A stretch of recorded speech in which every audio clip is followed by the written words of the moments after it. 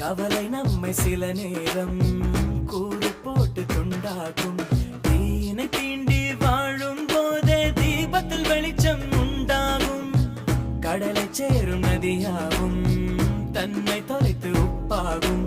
ஆயினும் கூட மழையாய் மாறி மீண்டும் அதுவே முத்தாகும். ஒரு வட்டம் போல வாழ்வாகும், வாசல்கள் இல்லா கனவாகும். அதில் முதலும் இல்லை முடிவும் இல்லை, புரிந்தால் துயரம் இல்லை.